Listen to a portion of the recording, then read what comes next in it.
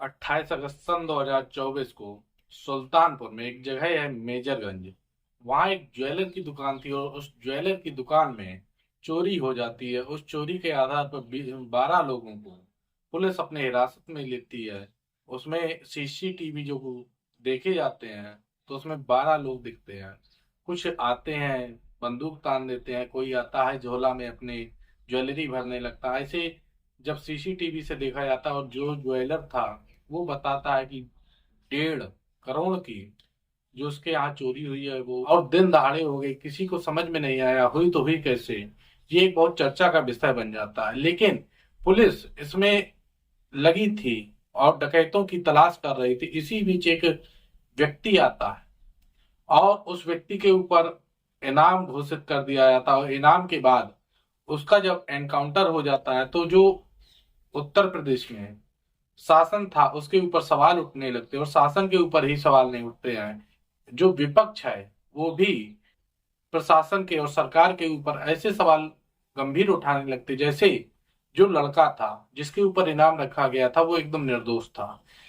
इसी के चलते कई लोग जब उसकी जानकारी करते हैं, गांव में व्यवहार देखते हैं कैसा था, इसके पहले कोई अपराधी मामला था या नहीं था, तो ऐसे कई अपराधी मामला पाए गए। फिर भी सपा उसका पक्ष ले रही है कि उसको निर्दोष या जातिगत आधार पर उस व्यक्ति का एनकाउंटर कर दिया गया है। पर इसकी सच्चाई क्या है ये तो कोई नहीं जान सकता है। लेकिन इसमें कई सवाल हैं और खुद चिंतन करने पर भी सवाल उठते हैं। नमस्कार, मैं अनुराग द्विवेदी। यदि आप हमारे चैनल पर नए हैं तो सब्सक्राइब करें, लाइक करें और कमेंट करें। आज जो आपको घटना सुनाने जा रहे हैं यह प्रारंभ तो सुल्तानपुर से होती है और जो इसका समापन होता है वो जौनपुर जिले में होता है।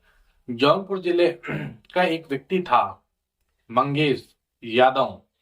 मंगेश यादव का जब एनकाउंटर हो जाता है तो ये पूरे प्रदेश में एक चर्चा का विषय बन जाता है कि यादव जाति को ही देखकर एनकाउंटर किया गया है या फिर इसके पीछे कोई और राज्य है।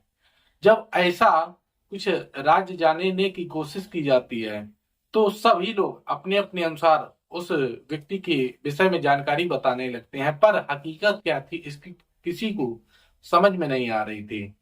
जब 28 अगस्त सन 2024 को जब एक सुल्तानपुर के मेजरगंज में दुकान होती है ज्वेलर की, उसके यहाँ जब चोरी हो जाती है तो उस सीसीटीवी में जो फोटो देखी जाती हैं 12 लोग दिखाए जाते हैं और 12 लोग के चलते उसमें एक जब मंगेश यादव का नाम आ जाता है कि मंगेश यादव भी उसमें शामिल है। पर किसी को ये नहीं समझ में आ रहा था कि मंगेश का नाम अचानक कैसे आ गया, या तो इसने कुछ किया होगा या इसके पहले इसका कहीं मामला रहा होगा। पर जब मंगेश का एनकाउंटर हो जाता है तो पक्ष और विपक्ष दोनों एक दूसरे के ऊपर कटाक्ष करने लगते हैं। सपा प्रमुख जो अखिलेश यादव थे वो भी अपना पक्ष रखते हैं और जो सरकार है वो भी अपना पक्ष रखती है। पर अभी तक किसी का पक्ष समझ में नहीं आता है कि सही पक्षधार कौन है। जब सुल्तानपुर में चोरी होती है तो जो लड़का था मंगेश यादव रहने वाला जौनपुर का, जौनपुर में एक गांव पड़ता था अगरारा, अगरारा का निवासी था। और उसके यहाँ पुलिस आती है सोमवार को उसके यहाँ से ले जाती है। उसके घर में बहन और उसकी माँ होती है। वहां से पूछताछ के जरिए मंगेश यादव को जब ले जाती है, ले जाने के बाद उसकी बहन जो थी अपने पिता को सूचना देती है। तो पिता उसके गुजरात में रहते थे और वहां ट्रक चलाया करते थे। तो ट्रक चलाने के बाद जैसे उनके पास सूचना जाती है तो वो अपना काम सारा निपटा कर वहां से चल देते हैं। और चलने के बाद जैसे यहाँ आते हैं तो शुक्रवार को उनके पास एक फोन आता है पोस्टमार्टम से और कहते हैं कि अपने बच्चे का शव ले जाइए। अब उनके जैसे पैर की तरह जमीन चली जाती है। ऐसे उनको एकदम ये क्या हो गया उनको कुछ समझ में नहीं आ रहा था।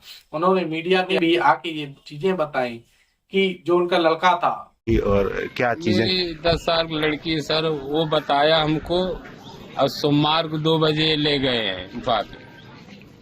अब वो आते जाते थे, औरत को बताई कि ऐसा ऐसा मैटर हुआ है, ले गए हैं पुलिस चौकी बंद किए होंगे।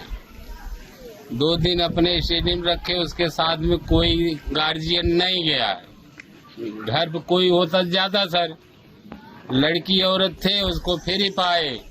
इन लोग मार के 4 बजे सुबह वहाँ इसको दिखाए तो मैं गुजरात से भाग के आया, हमारा लड़का आज मार दिया। क्या घर की तलाशी वगैरह भी ली थी क्या कई बार पुलिस वालों ने? कुछ नहीं सर, आज बिंदास है, आज साल भर से था हमारे साथ में, कंडक्टरी किया बिंदास। लेकिन जो मीडिया रिपोर्ट और अन्य बात बता रही है उनके हिसाब से उस लड़के के ऊपर पहले भी कई संदिग्ध मामले में रिपोर्ट है, FIR है, कई जगह डकैती के मामले में भी पकड़ा गया है, इसलिए उसके ऊपर 1 लाख तक का इनाम भी घोषित किया गया था। पर एकदम अचानक एक डकैती से इतना सब नहीं हो सकता है।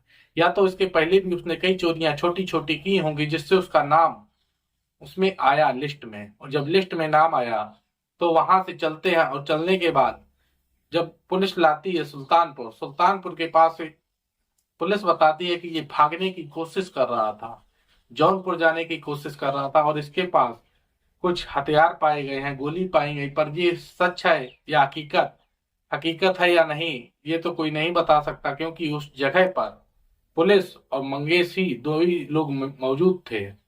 जब 2 लोग मौजूद थे तो तीसरा व्यक्ति इसके विषय में नहीं जान सकता है। मंगेश यादव से 2-3 दिन पूछताछ चलती रहती है, और पूछताछ होने के बाद जब सुबह के समय वह भागने की कोशिश करता है या उसे भगाया जाता है पुलिस के द्वारा, क्या किया जाता है इसका कोई सच्चाई नहीं जान सकता था।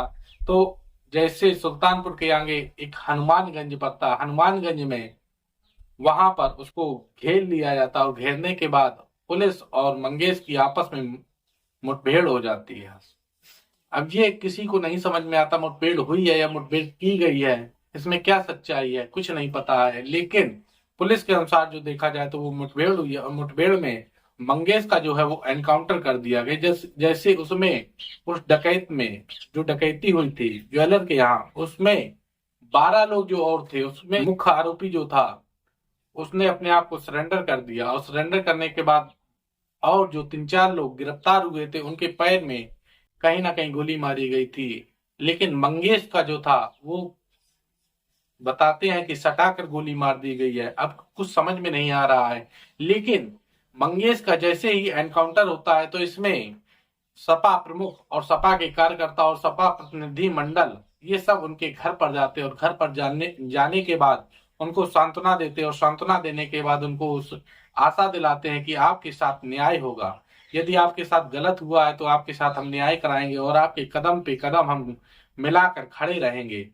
जो प्रतिनिधि मंडल था वो उनके गांव में जानकारी करता है मंगेश का इससे पहले भी कहीं व्यवहार गलत रहा है या कोई किसी के साथ डकैती चोरी किया है, ये गांव में प्रतिनिधि मंडल जो है सपा का वो पता कर रहा है और अपने प्रमुख को पूरी सूचना दे रहा है। लेकिन इसके ऊपर कई सरकार के ऊपर आरोप लगा दिए जा रहे हैं, ये गलत है।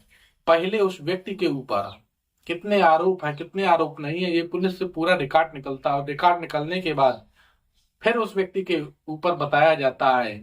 जाति कोई भी हो इसमें कोई दो राय नहीं है, लेकिन यदि उसने गलत किया है तो उसको सजा जरूर मिलना चाहिए। लेकिन ऐसी क्या सजा थी कि सीधा उसको एनकाउंटर कर दिया गया, ये नहीं समझ में आया। इसके पीछे क्या राज था किसी को नहीं पता लग पाया। एनकाउंटर की वजह से उसको दूसरी भी कोई सजा दी जा सकती थी जिससे वो अपना जीवन जेल के अंदर भी रह के काटा जा सकता था, पर अचानक एनकाउंटर की बात कैसे आ जाती है और पुलिस विभाग बिल्कुल इस चीज से निष्फिक्र होकर सीधा एनकाउंटर कर देता है। ये एक बहुत गंभीर विषय हो जाता है।